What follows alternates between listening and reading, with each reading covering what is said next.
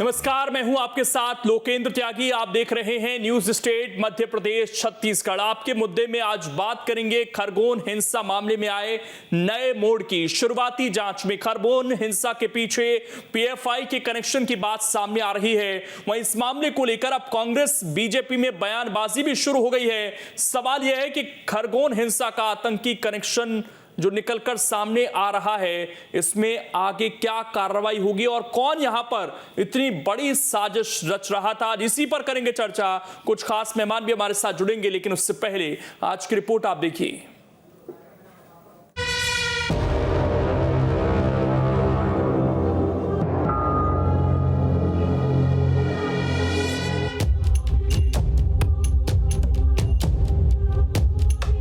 खरगोन हिंसा मामले में नया मोड़। खरगोन हिंसा का पीएफआई कनेक्शन। खरगोन में साजिश की जड़ें गहरी हैं। जी हां, खरगोन हिंसा मामले में अब पीएफआई की एंट्री हो चुकी है। बताया जा रहा है कि खरगोन को सुलगाने में पीएफआई की ओर से फंडिंग हुई है। फिलहाल इस मामले में जांच चल रही है। देखिए, इसमें हर एंगल से हम लोग जांच करेंगे और किसी भी चीज़ से अभी इनकार नहीं किया जा सकता, क्योंकि हम लोगों को सारा फोकस अभी कानून व्यवस्था और शांति बनाए रखने में है। ये सारे इन्वेस्टिगेशन के पार्ट हैं, इन पे भी हम लोग काम कर ही रहे हैं लगातार, और जिस तरह की तथ्य और फैक्ट्स आएंगे उस पर हम लोग वैसी कार्रवाई करेंगे। सर, क्या अभी तक लग रहा है देश विरोधी जो संगठन है उनको भी लेकर जाँच की जाएगी, जैसा एसपी को गोली मार दी गई? जाँच हर एंगल पे की जाएगी, जैसा मैंने आपको बताया। हर एंगल पे, मतलब हर एंगल पे, चाहे वो फाइनेंशियल इन्वेस्टिगेशन हो या वो हमारा कोई एंटी टेररिस्ट, हाँ, दूसरी कोई भी एक्टिविटीज और टेररिस्ट, हर तरह से हम लोग करेंगे और जो भी इन्वॉल्व होंगे उनको फिर बख्शा नहीं जाएगा। लेकिन पीएफआई को लेकर कांग्रेस और बीजेपी में सियासी नूरा कुश्ती शुरू हो चुकी है। पीएफआई भी फंडिंग करता है, किया भी है, यही तो है। मैं कहना चाहता हूं कि सॉफ्ट नक्सलिज्म, यही वो दिग्विजय सिंह है जो नक्सलवाद का भी समर्थन करते हैं, आतंकवाद का भी समर्थन करते हैं, भारत की सेना पर प्रश्न खड़ा करते हैं। ऐसे लोगों को मध्य प्रदेश के अंदर, मध्य प्रदेश की जनता ने तो उनको नकार ही दिया है। जो कुछ भी है ये बीजेपी सरकार का फेलियर है। ये पीएफआई एक्टिव कैसे है यहाँ पे, क्या कर रही है? दिल्ली की आईबी और मध्य प्रदेश की इंटेलिजेंस ये क्यों नहीं पकड़ पाते इनको पहले? बहरहाल ये जानते हैं कि पीएफआई है क्या और मध्य प्रदेश में इसकी मौजूदगी कहां-कहां है। सबसे पहले बात पीएफआई के बारे में। पीएफआई का पूरा नाम पॉपुलर फ्रंट ऑफ इंडिया है। पॉपुलर फ्रंट ऑफ इंडिया एक इस्लामिक संगठन है। पीएफआई की महिलाओं के लिए नेशनल विमेंस फ्रंट शाखा है। पीएफआई की छात्रों के लिए कैंपस फ्रंट ऑफ इंडिया है। पीएफआई खुद को अल्पसंख्यकों का हितैषी संगठन बताता है। पीएफआई की स्थापना 2006 में एनडीएफ के उत्तराधिकारी के रूप में हुई थी। पॉपुलर फ्रंट ऑफ इंडिया की जड़ें केरल के कालीकट में गहरी है। पीएफआई का मुख्यालय दिल्ली के शाहीन बाग में रहा है। शाहीन बाग में ही सीएए और एनआरसी को लेकर आंदोलन हुआ था। पॉपुलर फ्रंट ऑफ इंडिया की जड़ें देश के 24 राज्यों में फैली हुई है। पॉपुलर फ्रंट ऑफ इंडिया का विवादों से पुराना नाता रहा है। पॉपुलर फ्रंट ऑफ इंडिया को सिमी का बी विंग भी कहा जाता है। 1977 में संगठित की गई सिमी पर 2006 में बैन लगा था। तो ये तो बात हुई पीएफआई की। अब जानते हैं कि एमपी में इसकी मौजूदगी कहां-कहां रही है। तो जानकारी के मुताबिक इंदौर, उज्जैन, खंडवा, बुरहानपुर और रतलाम में पीएफआई की मौजूदगी रही है। बहरहाल बात करें पीएफआई की तो लंबे समय से इस पर बैन की मांग उठती रही है, लेकिन जब हमने गृह मंत्रालय की वेबसाइट पर जाकर इसकी पड़ताल की तो पता चला कि प्रतिबंधित संगठनों की सूची में फिलहाल पीएफआई का नाम नहीं है।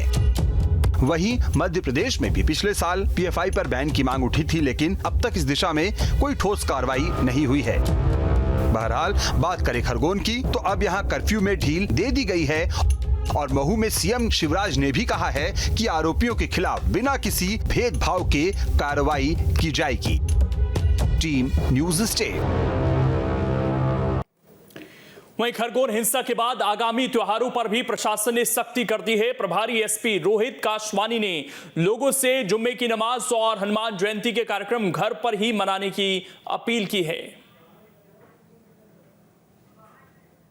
कर्फ्यू लगा हुआ है, तो मैं लोगों से यही अपील करूंगा कि जो भी पर्व है या जो भी अपने धार्मिक पूजा पाठ हैं वो अपने घर पर ही करें, अपने घर पर ही नमाज अदा करें, ताकि हम थोड़े दिन और शांति बनाए रख सकें। जैसा हमने आज छोड़ दी है, हम धीरे धीरे इसको आगे बढ़ाएंगे। अभी थोड़ा सा आप लोगों को संयम बरतने की ज़रूरत है। और चर्चा करने के लिए कुछ खास मेहमान इस वक्त हमारे साथ जुड़ गए हैं। सबसे पहले परिचय करा देता हूं। हरि अग्रहरि जी हैं, वरिष्ठ पत्रकार हैं। एससी त्रिपाठी जी हैं, पूर्व डीजीपी रहे हैं मध्य प्रदेश के। उमेश शर्मा जी हैं, प्रवक्ता हैं बीजेपी के। और संगीता शर्मा जी हैं, प्रवक्ता हैं कांग्रेस की। आप सभी का बहुत बहुत स्वागत है। सबसे पहला सवाल उमेश शर्मा जी आपसे ही। ये सवाल कांग्रेस पार्टी भी पूछ रही है कि एक संगठन जो राज्य दर राज्य बढ़ता जा रहा है, और जब भी कोई बड़ी चीज देश में होती है तो बीजेपी के नेता खुलकर ये कहते हैं कि पीएफआई का हाथ है इसमें। केंद्र में आपकी सरकार, कई राज्यों में आपकी सरकार, इस संगठन पर ना तो अब तक बैन लग पाया, और अगर बैन नहीं लग पाया तो किस आधार पर हम ये कहते हैं कि इन लोगों की संलिप्तता रही है इस चीज में? निश्चित रूप से वाजिब भी है और प्रासंगिक भी है। पीएफआई जो है वो निरंतर इस तरह की गतिविधियों को अंजाम दे रहा है, और जैसा मैं अभी खरगोन के पुलिस अधिकारी को भी सुन रहा था, इस समय खरगोन के अंदर जो प्राथमिकता है वो ये है कि लॉ एंड ऑर्डर की स्थिति को कंट्रोल किया जाए। और इसके साथ इन्वेस्टिगेशन में ये सारे तथ्य भी हैं कि पीएफआई ने क्या वहां पर फंडिंग करी है, और इस बात के प्रारंभिक प्रमाण भी मिले हैं। प्रथम दृष्टया ये बात सामने आई है कि पीएफआई ने बहुत सुनियोजित ढंग से खरगोन की इस घटना के अंदर उकसाने वाली कार्रवाइयां करी है और फंडिंग भी करी है, और पुलिस इस एंगल में जांच भी कर रही है। और निश्चित रूप से सरकार इस विषय को लेकर गंभीर सर, ये तो हम हर मामले पर कहते हैं ना उमेश जी। हम सीए एनआरसी के आंदोलन होते हैं तब भी यही बात कहते हैं हम। अब उज्जैन में अगर नारेबाजी होती है तब भी यही कहते हैं। अब फिर से यही कह रहे हैं, दिल्ली दंगा होता है तब भी इसी संगठन का नाम सामने आता है। तो फिर कार्रवाई किस चीज का इंतजार है? क्या जांच पूरी नहीं हो पा रही तमाम मामलों पर? नहीं, निश्चित रूप से हम लोग सब एक कॉन्स्टिट्यूशन के अंदर बंधे हुए हैं लोकेंद्र जी। किसी भी संगठन के ऊपर केवल आशंका के आधार पर एक प्रभावी कार्रवाई को करने का स्वाभाविक रूप से कोई मुद्दा नहीं उठ पाता है। और पीएफआई की संलिप्तता के जो प्रथम दृष्टया प्रमाण मिले, तो कोई आरोपबाजी है, केवल आरोपबाजी है केवल? नहीं, आरोपबाजी नहीं है लोकेंद्र जी। प्रथम दृष्टया जो तथ्य सामने आए हैं उन तथ्यों का विश्लेषण करा जा रहा है, और उन तथ्यों के विश्लेषण के बाद जैसे ही पुख्ता साक्ष्य होंगे, निश्चित रूप से आपको ये भी आश्वस्ति के साथ में बताना चाहता हूं कि पीएफआई को मध्य प्रदेश में प्रतिबंधित भी करा जाएगा, और आतंकी संगठनों की जो सूची होती है उसमें भी मध्य प्रदेश की सरकार इसको डालेगी। पर नहीं उमेश शर्मा जी, ये सवाल इसलिए क्योंकि ये संगठन सर आज से काम नहीं कर रहा है, 2006 से काम कर रहा है। केंद्र में भी आप लोगों की सरकार लंबे समय से चल रही है, उसके बावजूद क्या इंतजार आप लोग ये प्रूफ नहीं कर पाए, या पुलिस कहीं भी प्रूफ नहीं कर पाई कि इस तरह की गतिविधियों में पीएफआई का हाथ है, ये माना जाए फिर? नहीं, निश्चित रूप से ये जो संगठन है ये बहुत वैज्ञानिक ढंग से अपना काम करता है, और सरकार जो होती है वो कॉन्स्टिट्यूशन के अंदर बंधी हुई होती है। हम संविधान के दायरे में कार्रवाई करते हैं, और केवल आशंकाओं के आधार पर कार्रवाई नहीं करी जाती। पर खरगोन के बाद इस बात के प्रमाण पुष्ट रूप से मिले हैं कि इसमें पीएफआई का हाथ है, और जो बिंदु प्रथम दृष्टया आए हैं उन बिंदुओं का विश्लेषण किया जा रहा है, और विश्लेषण के बाद निश्चित रूप से आप देखेंगे कि पीएफआई पर बहुत कठोरतम कार्रवाई मध्य प्रदेश की सरकार के द्वारा की जाएगी। मैं हमारे साथ त्रिपाठी जी भी जुड़ गए हैं, एससी त्रिपाठी जी हैं। त्रिपाठी जी, आपका बहुत बहुत स्वागत है। और सर, मैं ये जानना चाहता हूं आपसे कि एक संगठन है सर, देश में पिछले कुछ दिनों में जो बड़े दंगे फसाद हुए उसमें इस संगठन का नाम सामने आता है। बीजेपी के लोग खुलकर इसका जिक्र भी करते हैं, लेकिन जब बारी इस चीज़ की आती है कि इस पर बैन क्यों नहीं करते संगठन को, इसको बैन क्यों नहीं करते, या जब बात सजा दिलवाने की आती है तब प्रूफ नहीं हो पाती चीज़ें। अब यहाँ पर उमेश शर्मा जी कह रहे हैं कि बहुत वैज्ञानिक तरीके से वो काम करते हैं और कानून की नज़र से बच जाते हैं। ऐसा क्या है सर कि हम ये जान रहे हैं कि इस संगठन का हाथ हो सकता है, लेकिन कार्रवाई नहीं कर पा रहे हैं?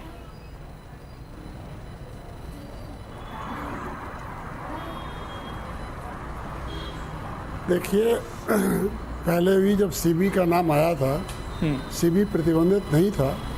जब मध्य प्रदेश में इसके कुछ केसेस हुए, हमको सबूत मिला, उस सबूत को हमने मध्य प्रदेश शासन को भेजा, वहाँ से भारत सरकार को गया, उसके बाद सीबी प्रतिबंध हुई। तो जी बोलिए सर, आपकी आवाज़ आ रही है, होने के लिए एक प्रक्रिया है, और एविडेंस तो देना ही पड़ता है क्योंकि वो जुडिशियल स्क्रूटनी होती है। अब अगर पीएफआई के बारे में कोई एविडेंस है तो वो एविडेंस सामने आएगा तो नेचुरली प्रतिबंधित हो सकेगी। लेकिन ठीक है, मैं आपके पास आ रहा हूं। उससे पहले मैं जो वरिष्ठ पत्रकार हमारे साथ जुड़े हुए हैं उनसे भी एक रिएक्शन इस पर ले लेता हूं। हरी जी, सवाल यह है कि हर बार आरोप लगा देते हैं हम, लेकिन सिद्ध नहीं कर पाते हैं, और इस बार तो हद हो गई है। खरगोन की तस्वीरें हम लगातार दर्शकों को दिखा रहे हैं।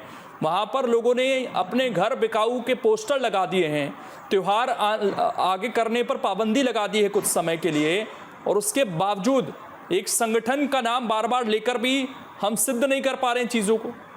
ये किसका फेल्योर है?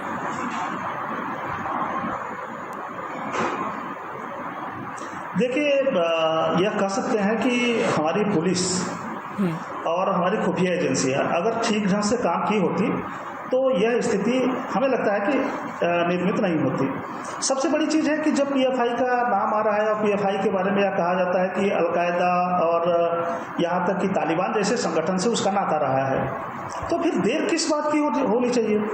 और उनका जो पीएफआई का मोटो है वो साफ है। जगह जगह देश में जहाँ भी इस तरह की घटनाएं हुई हैं उसमें भी पीएफआई का नाम आया, तो इसके लिए बहुत देर करने की आवश्यकता नहीं होती। ठीक है, इन्वेस्टिगेशन होनी चाहिए और रूल्स और रेगुलेशन क्या होते हैं वो तो है ही, तो लेकिन जो भी हो कार्रवाई तो होनी चाहिए। ठीक, संगीता जी भी हमारे साथ जुड़ी हुई हैं। संगीता जी, एक बार फिर से जब इस चीज़ का जिक्र हो रहा था तो कांग्रेस पार्टी पर निशाना साधा गया और दिग्विजय सिंह का खासकर जिक्र किया गया कि आप लोग माहौल को खराब करना चाहते हैं। जब कार्रवाई होती है आरोपियों पर तो आप लोगों की सहानुभूति जाग जाती है ऐसे लोगों के साथ जो पत्थर बरसाते हैं, गलत वीडियो जारी किए जाते हैं। लोकेंद्र जी, सबसे पहले तो मैं उमेश शर्मा जी, उनकी पार्टी और उनकी सरकार को धन्यवाद देना चाहती हूँ कि कम से कम आज उन्होंने खुले मन से ये तो कहा कि पीएफआई का हाथ है, क्योंकि कल तक तो दिग्विजय सिंह जी पर बड़े बड़े आरोप लगाए जा रहे थे। कल तक दिग्विजय सिंह जी के स्क्रीनशॉट को लेकर पकड़ कर चिल्ला कर बयान दिए जा रहे थे और उनके ऊपर एफआईआर तक दर्ज की गई थी। हमारे जो वहां के लोकल पार्षद थे उन पर भी आरोप लगा दिए गए थे। परंतु आज मैं इनकी पूरी पार्टी को, सरकार को, उमेश शर्मा जी को बहुत बहुत धन्यवाद देती हूँ कि कम से कम थोड़ा सा कार्य आप लोगों ने किया और पीएफआई जैसी एक एजेंसी का नाम सामने लेकर आए हैं। आपका बहुत बहुत शुक्रिया, धन्यवाद। अब मैं बात करती हूँ, जो ये संगठन यहाँ पर सक्रिय है, तो मध्य प्रदेश के गृह मंत्री जी क्या करते हैं? केवल चुनावी एजेंडे में लगे रहते हैं पूरे वर्ष। मुख्यमंत्री श्री शिवराज सिंह चौहान जी अपनी कैबिनेट से लेकर हर कार्य करते हैं, तो केवल चुनावी एजेंडे पर इनका ध्यान होता है। प्रदेश की जनता पर इनका कब ध्यान होगा, ये सबसे महत्वपूर्ण बात है। हम जानना चाहते हैं कि मुख्यमंत्री जी, आप 4 बार के मुख्यमंत्री बन गए हैं, आप चौथी बार जो मुख्यमंत्री बने हैं वो आप खरीद फरोख्त करके सरकार को गिराकर मुख्यमंत्री बने हैं। उसके बाद भी आप प्रदेश की जनता का ख्याल नहीं रख सकते। आज खरगोन की जनता अपने 2 फेस्टिवल नहीं मना पा रही है, इन त्योहारों का लुत्फ नहीं उठा पा रही है। कल हम लोग बड़े जोर शोर से कार्यक्रम करने वाले हैं हनुमान जयंती जन्मोत्सव का, और हनुमान जन्मोत्सव पे हम लोग सुंदरकांड का पाठ करने वाले हैं। तो यदि हम लोग इतने मध्य प्रदेश में रहते हुए हम लोग इस कार्य को कर सकते हैं, तो खरगोन की जनता को ये पनिशमेंट क्यों दिया जा रहा है?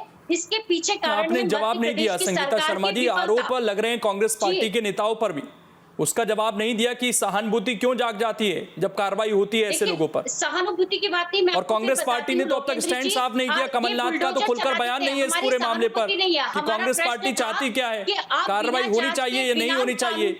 दिग्विजय सिंह को आप लोग आगे कर देते हैं। मैं अपनी बात पूरी कर दूं। मैंने सुना, आपको काफी देर सुना।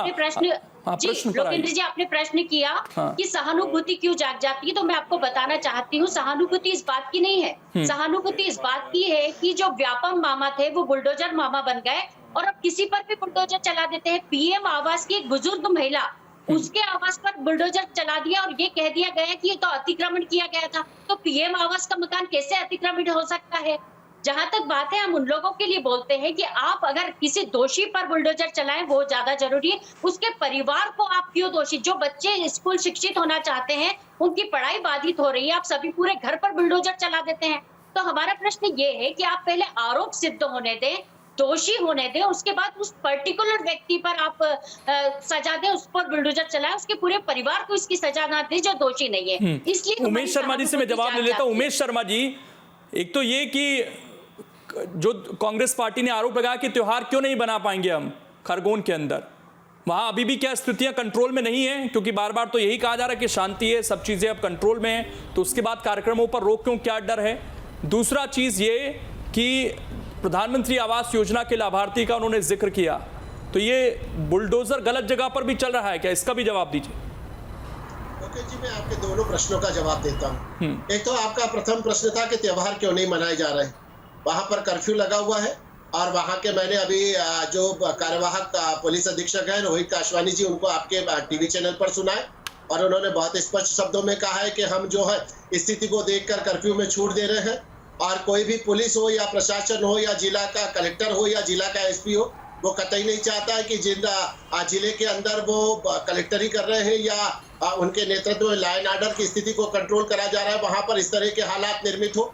ये अधिकारियों के लिए ये किसी और राज्य में स्थिति निर्मित होती तो बीजेपी क्या करती? उमेश शर्मा जी, ये भी सवाल है ना। अगर किसी कांग्रेस पार्टी जहां पर शासित है वहां छत्तीसगढ़ में मान लीजिए पोस्टर लग जाते कि मकान बिकाऊ है, तो फिर बीजेपी चुप बैठती, यही कहती कि वहां की पुलिस कंट्रोल करने की कोशिश कर रही है। सवाल उठाते आप लोग, वहां के पोस्टर देखे होंगे आपने, क्या बयानबाजी हो रही है, वहां के लोगों का दर्द क्या है वो सुना होगा आपने।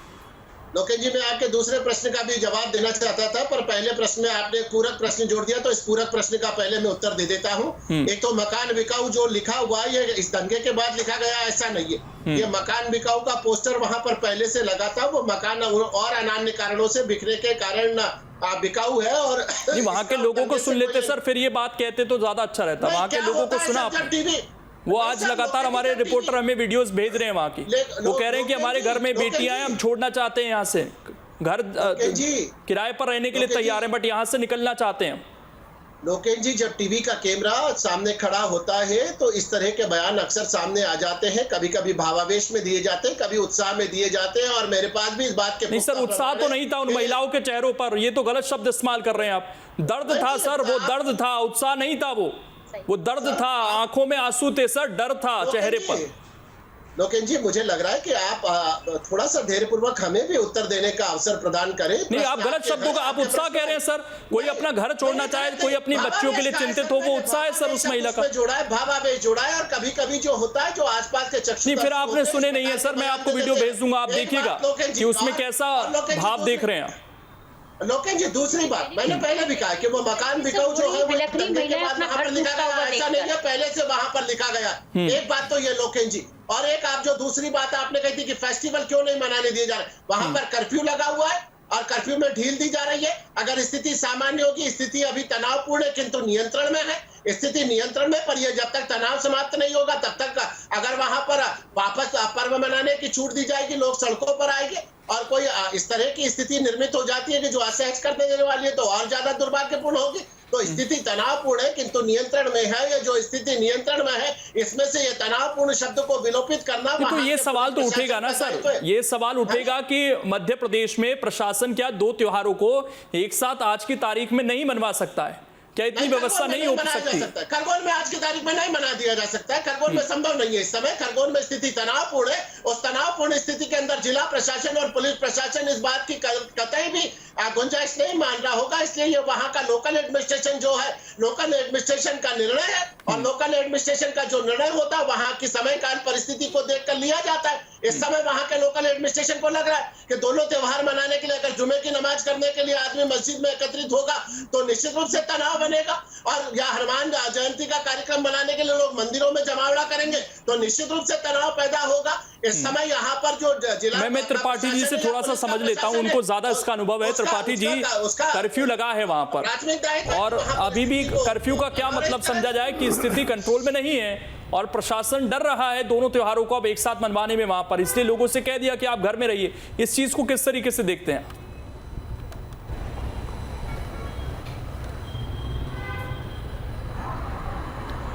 स्पष्ट बोला है कि भाई तनाव है तो तनाव को बढ़ने न दिया जाए, इसलिए भीड़ को इकट्ठा नहीं होने देता है। और अगर भीड़ आएगी तो और तनाव बढ़ेगा, घटना हो सकती है। तो जब तक आश्वस्त ना हो जाए, जब तक सामाजिक दोनों ग्रुप इकट्ठे होके ये आश्वस्त ना हो जाए कि भाई हम अपना अपना काम करेंगे, एक दूसरे से लड़ेंगे नहीं, तब तक कोई त्यौहार नहीं बन सकता।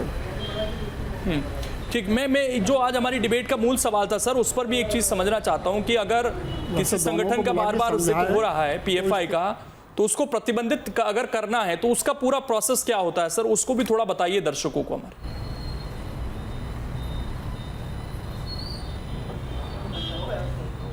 प्रोसेस ये है कि पहले इस लोकल स्तर से जो सूचना आती है और इंटेलिजेंस को हम कलेक्ट करते हैं, एविडेंस इकट्ठा करके फिर राज्य सरकार के द्वारा भारत सरकार को भेजा जाता है।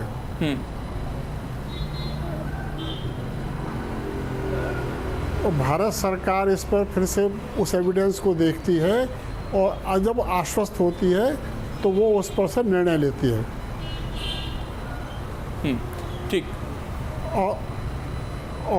और उस निर्णय के बाद 1 साल के अंदर फिर से जुडिशियल स्क्रूटनी होती है कि ये ऑर्डर जो है सही है कि नहीं है।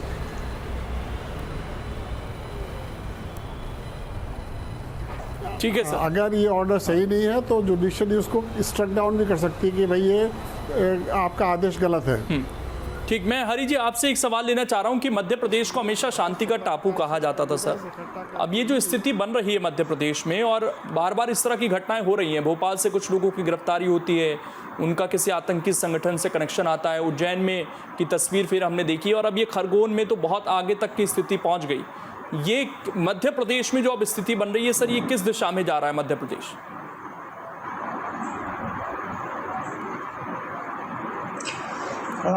देखिए, हम एक पत्रकार के नज़रिए से हम बात करना चाहते हैं।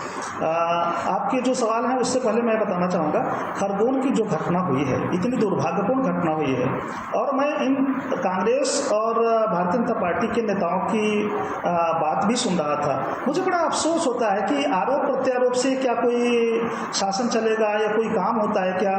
कोई मौके पर जाकर के यह नहीं देखना चाहता कि आखिर पीड़ित कौन है और किस तरह की घटना हुई है। जब तक यह सब बातें सारे जनमानस में नहीं आएगी और खासकर नेताओं के दिलो दिमाग में यह बातें नहीं आएगी, तब तक इसका कोई हल नहीं निकल सकता। रही बात जैसे हम कैसे त्यौहार मना सकते हैं, मध्य प्रदेश में सच में बहुत सालों से मैं सुनता आ रहा हूँ कि मध्य प्रदेश टापू शांति का टापू है। अब इस तरह की घटनाएं होती है। देखिए, खरगोन की घटना हुई या फिर उज्जैन में भी हुआ था।